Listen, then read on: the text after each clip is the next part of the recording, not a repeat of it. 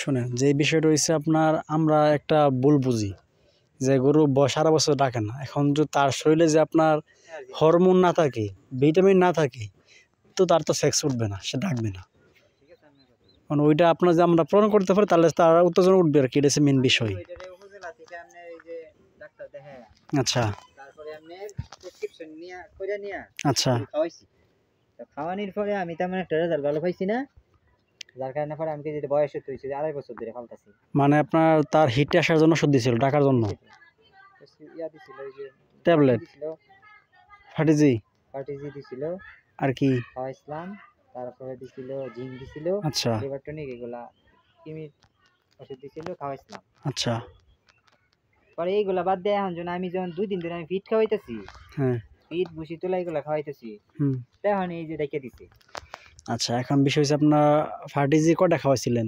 এক পাতা 5টা দেওয়া হবে না ভাই।